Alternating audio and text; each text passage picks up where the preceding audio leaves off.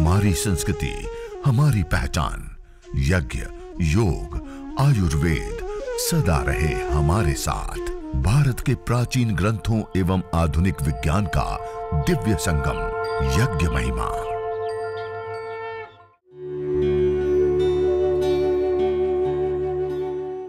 भारतीय संस्कृति में यज्ञ, योग एवं आयुर्वेद जैसी अमूल्य विद्याएं हैं, जिसका मूल है वेद।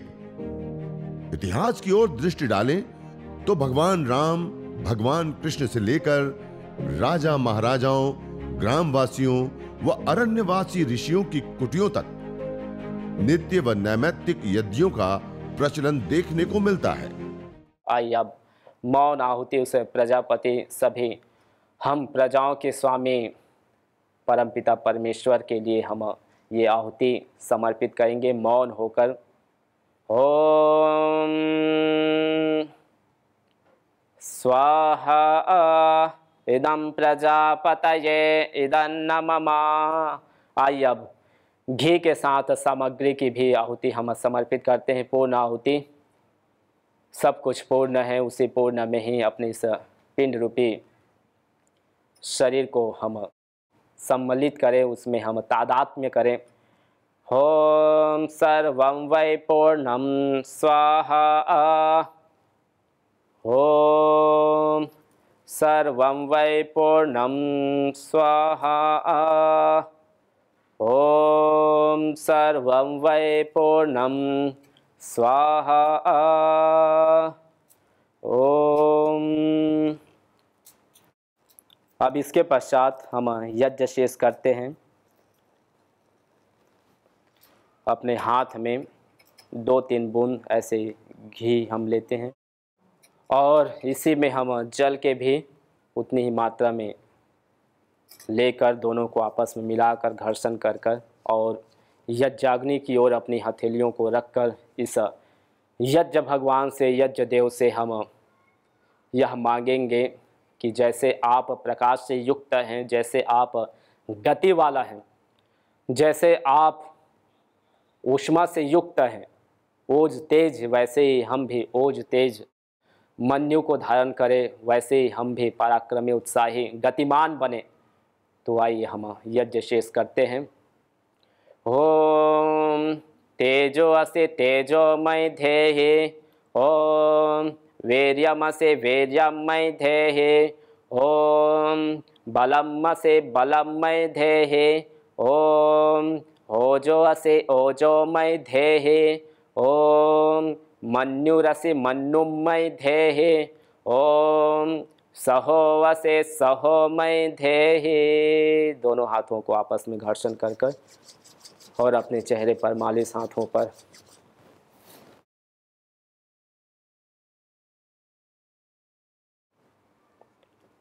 तो ऐसे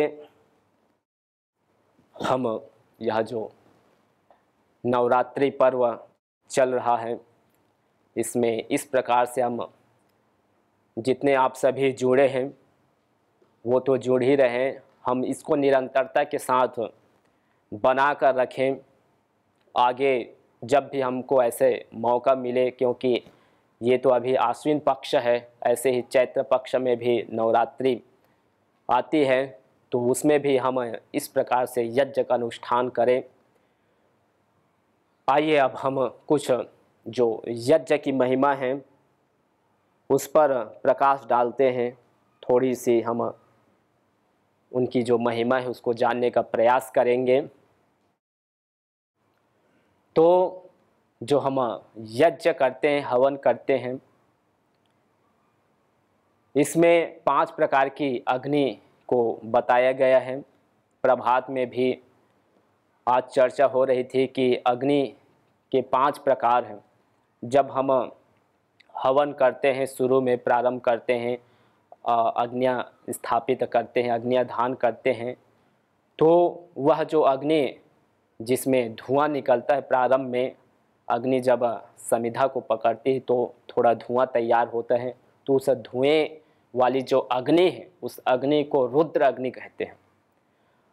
उसमें जब हम घी डालते हैं, समिधा और समर्पित करते जाते हैं, तो वो अग्नि रुद्र से आगे बढ़ती हुई वो वरुण अग्नि बन जाती है। और धीरे धीरे जब हम उसमें और घी डालकर और प्रदीप्त उसको करते हैं तो उसको बोलते हैं इंद्र अग्नि, जिसमें हम घी के साथ सामग्री की भी आहुति देते हैं, जिसमें हम स्विष्टकृत समर्पित करते हैं। इंद्र अग्नि उसको कहते हैं जिसमें कि कोई भी हम वस्तु कठोर से भी कठोर यदि डालते हैं तो वो उसको अग्निमय कर देती है। इतना सामर्थ्य जिस अग्नि के अंदर होता है उसको हम इंद्र अग्नि कहते हैं। और जब हम पूर्ण आहुति करते हैं तो अग्नि मंद पड़ती जाती है, जैसे आप सामने देख रहे हैं ये अग्नि अब धीरे धीरे मंद पड़ती जा रही है, तो ये है मित्र अग्नि।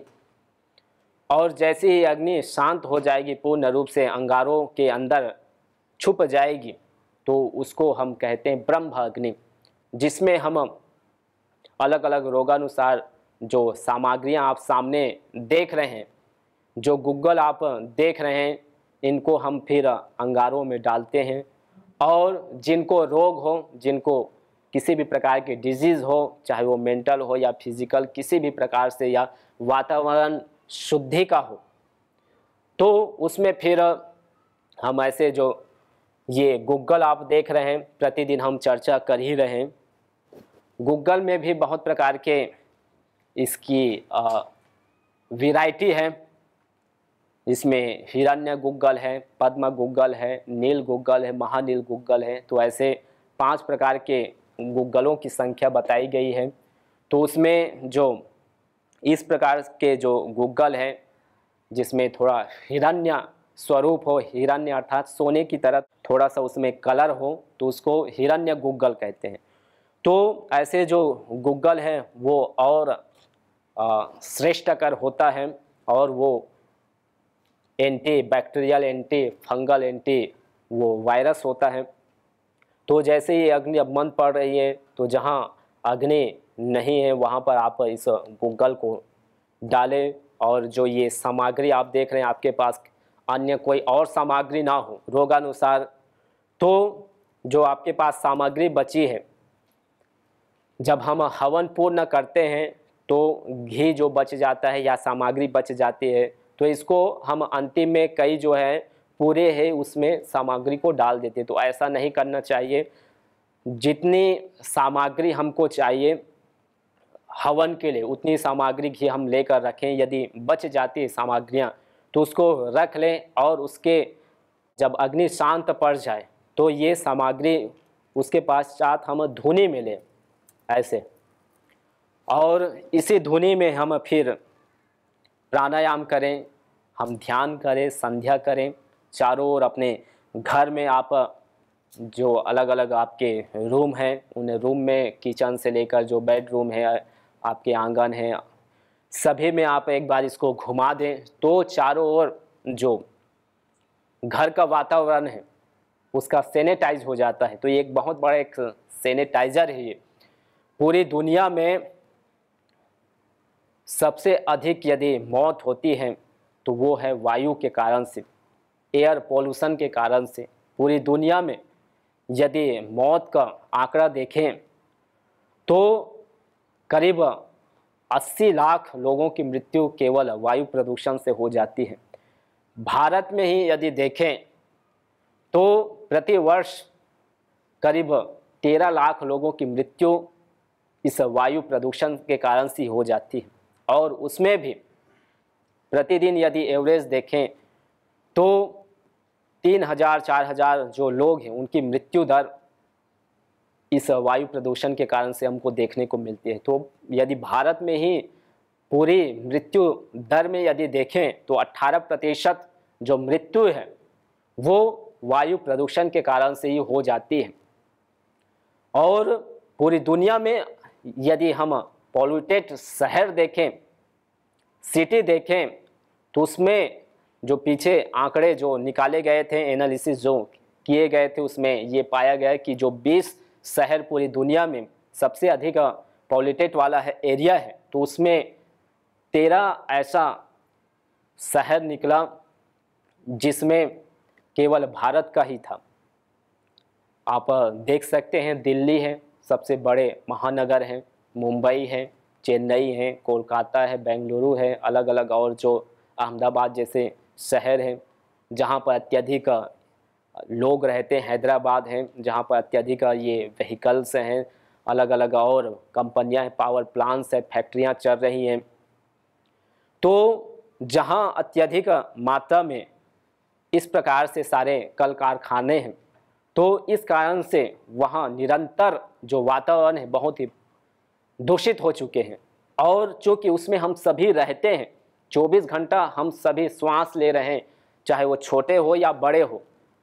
और उसमें सिर्फ मनुष्य ही नहीं बल्कि इतर प्राणी, अन्य जीव जंतु, उसमें पेड़ पौधे वनस्पति जगत भी आते हैं। आज सिर्फ मनुष्य को अस्थमा नहीं है, पेड़ पौधों को भी अस्थमा हो चुके हैं।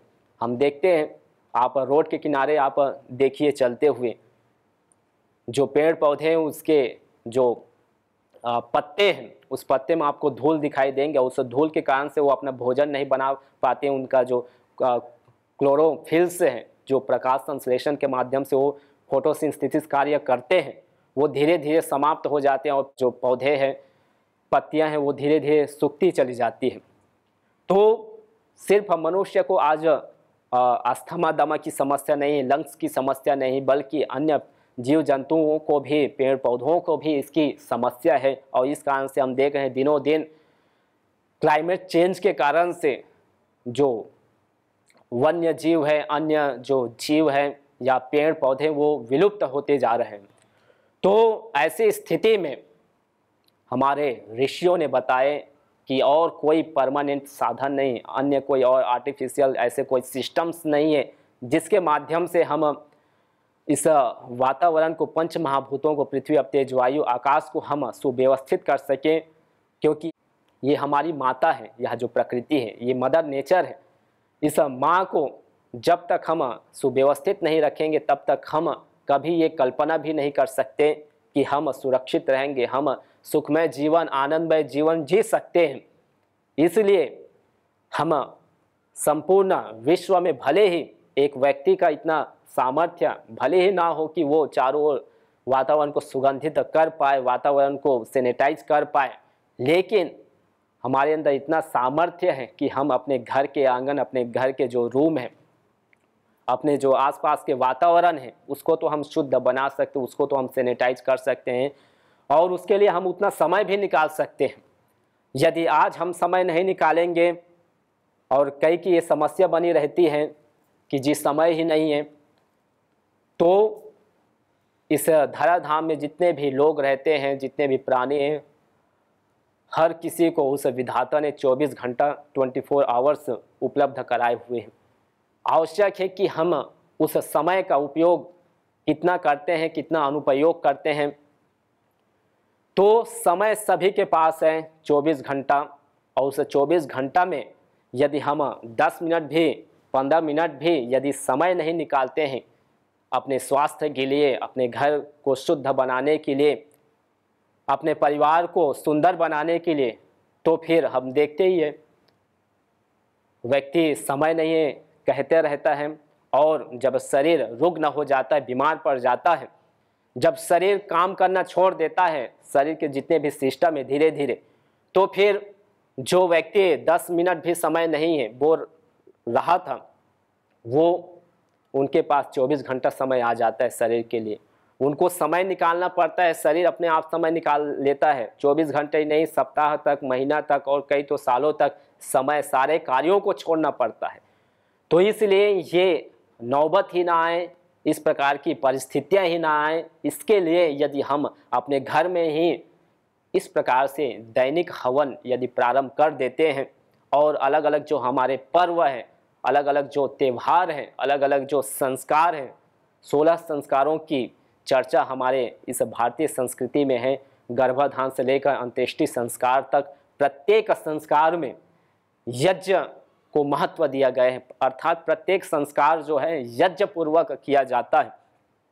और हम देखते हैं जब यज्ञ पूर्वक किसी भी अनुष्ठान को प्रारंभ करते हैं तो उसका परिणाम भी अच्छा होता है, शुभ होता है। तो इसीलिए हम ये दैनिक हवन करें, प्रतिदिन अग्निहोत्र करें, और अपने घर को हम सैनिटाइज करें, क्योंकि ऐसा कोई माध्यम नहीं है हम आज अलग अलग लोग जो है सब कोई परफ्यूम्स डालते हैं, अपने शरीर में छिड़कते हैं, घर में छिड़कते हैं, कपड़ों में डालते हैं, लेकिन उसका जो प्रभाव है वो प्रभाव कुछ समय के लिए होता है और साथ में वो परमानेंट उस बीमारियों को दूर नहीं कर सकता है।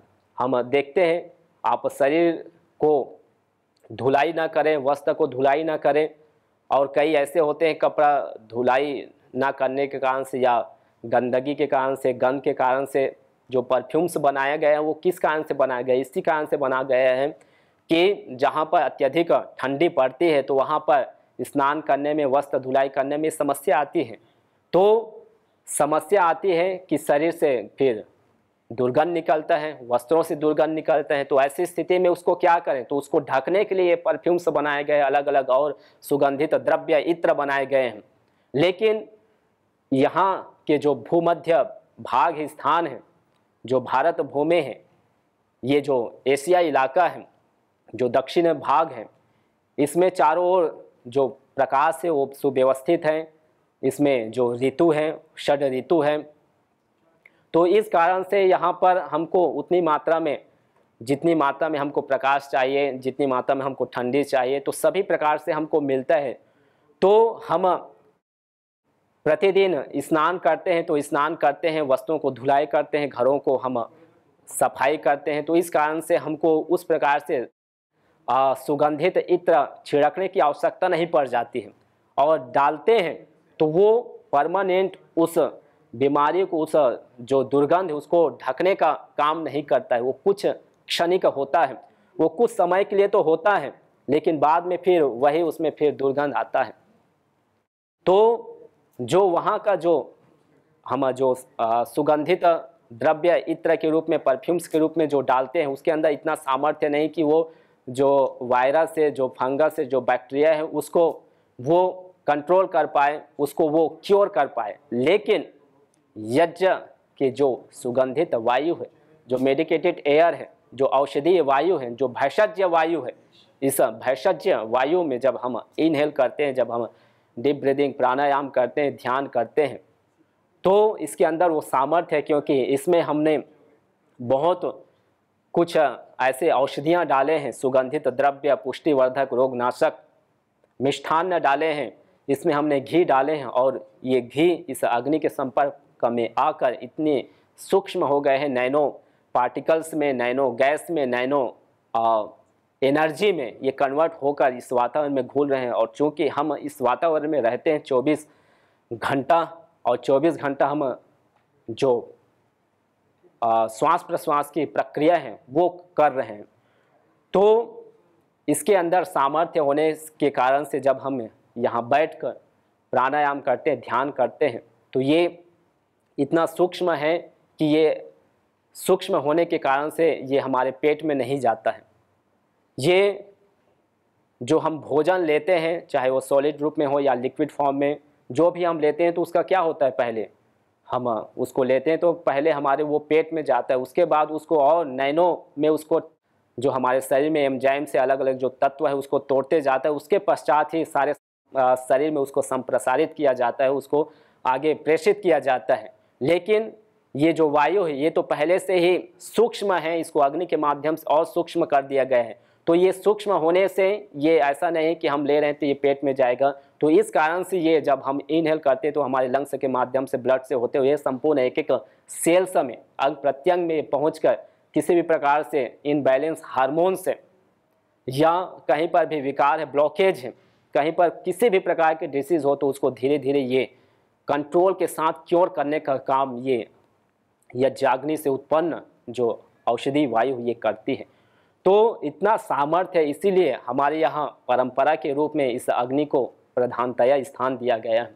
ये सिर्फ एक पूजा पद्धति नहीं जो आज हम देखते हैं कि अलग अलग जो शादी होती है, ब्याह रचाया जाता है, भूमि पूजन होता है या अन्य और जो भी नामकरण संस्कार किया जाता है, तो उसमें पंडित जी आते हैं, मंत्र बोल दिए, उसमें आहुति हमने समर्पित कर दिए, दे दिए, इतने मात्र ही नहीं है, बल्कि इसके पीछे यही वैज्ञानिकता है कि जो भी चीज़ हम डालते हैं इस अग्नि में, ये अग्नि उसको मल्टीप्लाई कर कर हमको देने का कार्य करती है। ऐसे कोई भी सिस्टम नहीं आप देख लीजिए अन्य चीज़ों में कि किसी चीज़ को आप, छोटी सी चीज़ को यदि आप ऐसे किसी में डालें और उसको आपको नैनो पार्टिकल्स में, नैनो गैस में आपको कई गुना, अनंत गुना कर कर दे, तो हम जो यज्ञ करते हैं उसमें हम किनकी पूजा करते हैं? इस यज्ञ में हम अग्नि की पूजा करते हैं।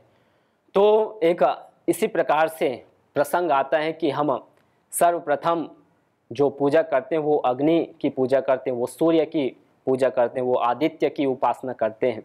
तो एक ऐसे एक कथानक आता है कि इस संसार में सर्वप्रथम किनकी पूजा होनी चाहिए।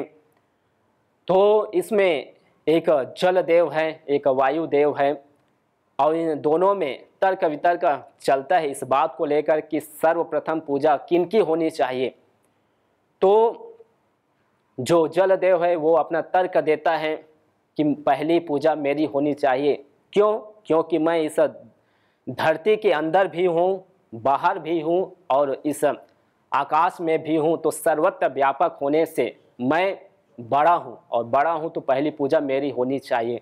तब वायुदेव कहता है कि मैं तुमसे बड़ा हूँ, क्योंकि मैं प्रत्येक जीव के अंदर हूँ।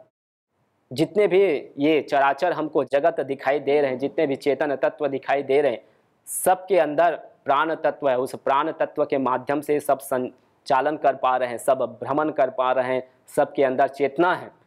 तो सबको मैं प्राण देने वाला हूँ, तो इस कारण से प्राण प्रदाता होने से मैं तुमसे बड़ा हूँ।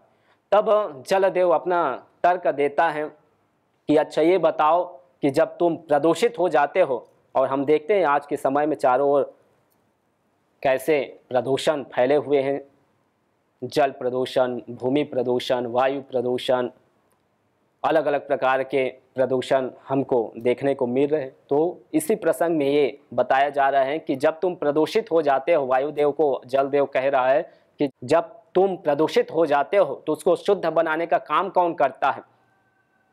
जो वायु प्राण देने का काम कर रही थी वो आज के समय में प्राण हरने वाली बन गई है। हम देख रहे हैं सबसे अधिक, जैसे मैंने अभी पीछे ही बताया कि सबसे अधिक जो मृत्यु दर है वो वायु के कारण से, प्रदूषित वायु के कारण से। तो कह रहा है कि जब तुम प्रदूषित हो जाते हो, जब तुम प्राण देने वाले, जब प्राण हरता बन जाता है तो उसको शुद्ध बनाने का काम कौन करता है? तो जल ही करता है। हम देखते हैं वृष्टि के माध्यम से वायु को शुद्ध किया जाता है। जितने भी वातावरण में डस्ट है, धूल कण हैं, पार्टिकल्स हैं, जितने भी जहरीली गैसेज हैं, वो सारे इस वातावरण में रहते हैं तो नीचे आ जाते हैं, तो जल का शोधन हो जाता है। तो जब तुम असमर्थ हो जाते हो तो उसको शुद्ध बनाने का काम कौन करता है? तो जल करता है। तो इस प्रकार से मैं तुमसे बड़ा हुआ तो पहली पूजा मेरी होनी चाहिए। तब वायुदेव कहता है कि अच्छा ये बताओ, जल जो बनता है वो किससे बनता है?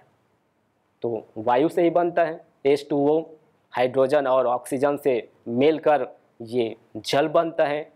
तो जब तुम्हारी उत्पत्ति मेरे से हुई, अर्थात मैं तुम्हारा जनक हुआ, मैं तुमको उत्पन्न करने वाला हुआ, तो जो उत्पन्न करने वाला होता है वो सबसे बड़ा होता है, वो अपने संतति से बड़ा होता है, इसलिए पहली पूजा मेरी होनी चाहिए। तो इस प्रकार से तर्क वितर्क चलता रहता है दोनों में। जब कोई निर्णय नहीं मिलता, कोई समाधान नहीं मिलता है, तो दोनों चल पड़ते हैं अग्निदेव के पास इस उद्देश्य के साथ कि अब समाधान होगा और हम दोनों में से पहली पूजा किनकी होगी उसका निर्णय होगा।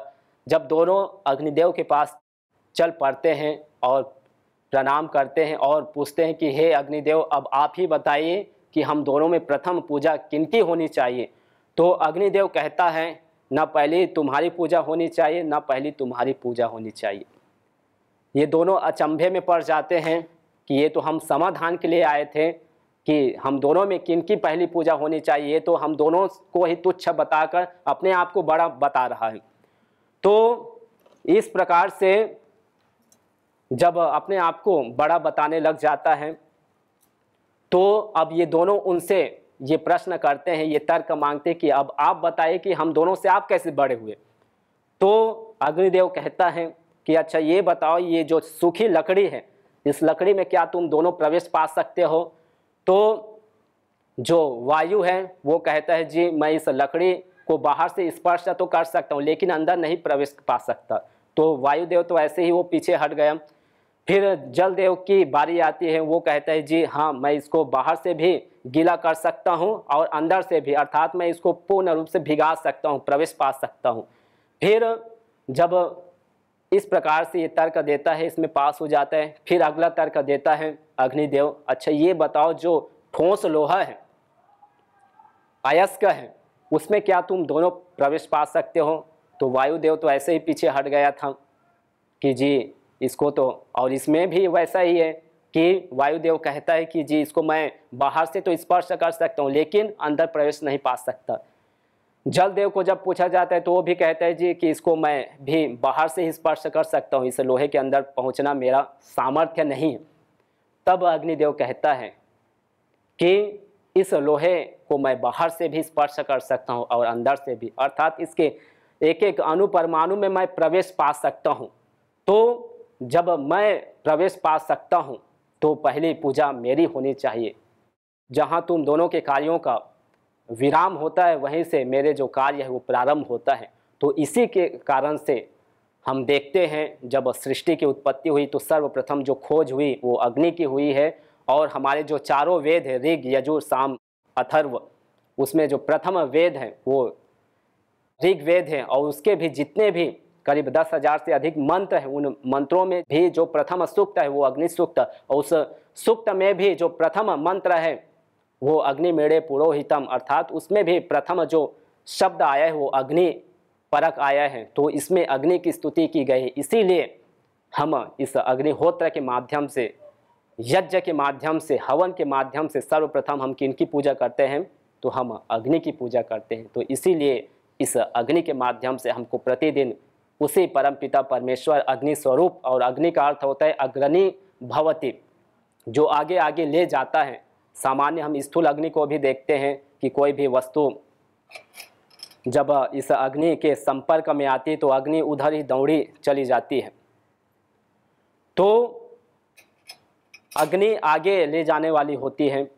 तो वैसे ही हम इस अग्नि की उपासना से हम आगे बढ़ते हैं निरंतर, और अपने जीवन को हम उन्नत बनाते रहें। यज्ञ भारतीय संस्कृति का मूल है। तो आइए हम संकल्प लें, संसार के श्रेष्ठतम कर्म यज्ञ को अपनाएं। पिंड और ब्रह्मांड में संतुलन कायम करने वाले यज्ञ को अपने जीवन का अभिन्न अंग बनाएं एवं प्रकृति मां के प्रति अपने ऋणों को अदा करें। विश्व स्वास्थ्य का एक नारा, यज्ञ से होगा जग उजियारा। भारतीय संस्कृति की अमूल्य विरासत यज्ञ की महिमा को जानने हेतु वैदिक चैनल पर प्रतिदिन प्रातः एवं सायं 11:30 बजे यज्ञ महिमा कार्यक्रम से जुड़ें। विशेष जानकारी हेतु संपर्क करें। मोबाइल 9068565306।